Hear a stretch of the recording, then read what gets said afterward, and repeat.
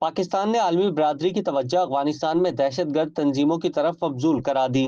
اقوام متحدہ کی سلامتی کونسل کے اجلاس میں پاکستانی مستقل مندوب منیر اکرم نے خطاب کرتے ہوئے کہا کہ کالعدم ٹی ٹی پی دہشت گرد تنظیموں کے لیے چھتری تنظیم بن رہی ہے۔ افغانستان میں موجود 20 سے زائد دہشت گرد تنظیمیں خطے اور دنیا کے لیے خطرہ ہیں۔ منیر اکرم نے کہا کہ ان خطرات میں القاعدہ، T T P, B L A اور مجید بریگیڈ جیسی تنظیمیں شامل ہیں۔ یہ تنظیمیں پاکستان اور خطے کی سلامتی کو نقصان پہنچا رہی ہیں۔ ٹی ٹی پی افغانستان میں سرگرم سب سے بڑی دہشت گرد تنظیم ہے۔ انہوں نے کہا کہ کالعدم ٹی ٹی پی محفوظ پناہ گاہوں سے پاکستان پر حملے کرتی ہے۔ ان حملوں میں پاکستانی فوجی، شہری اور ریاستی ادارے نشانہ بنے۔ کالعدم ٹی ٹی پی کے حملوں کے نتیجے میں سینکڑوں جانیں ضائع ہو چکی ہیں۔ منیر اکرم نے کہا کہ بی ایل اے اور مجید بریگیڈ بھی پاک چین اقتصادی تعاون کو سبوتاژ کرنے کی کوشش کر رہی ہیں۔ افغان عبوری حکومت خطے کو لاحق خطرات سے نمٹنے میں ناکام رہی۔ ٹھوس شواہد ہیں کہ کابل حکام ان حملوں کو برداشت اور ان کی سرپرستی بھی کر رہے ہیں۔ پاکستانی مندوب نے یو این کے سیکرٹری جنرل کی رپورٹ میں دہشت گردی کے تذکرے کے فقدان پر شدید حیرت اور مایوسی کا اظہار کیا۔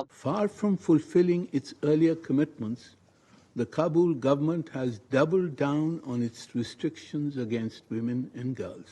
Madam President, the greatest threat to security and stability in Afghanistan and the entire region, and indeed the world, arises from the over 20 terrorist organizations present in Afghanistan. The Taliban government faces a challenge to its power and ideology from Daesh, as evident from the numerous attacks claimed by Daesh in Afghanistan, as well as its attacks in Kirman, Iran, Moscow, Russia, and more recently in Peshawar, Pakistan. کیا آپ کاروبار کی تشہیر چاہتے ہیں یا social media plate form manage کرانا چاہتے ہیں تو دیر کیسی، ابھی رابطہ کریں اونلی نیوز کی ٹیم سے۔ ہمارا کانٹیکٹ نمبر آپ کی اسکرین پر ہے۔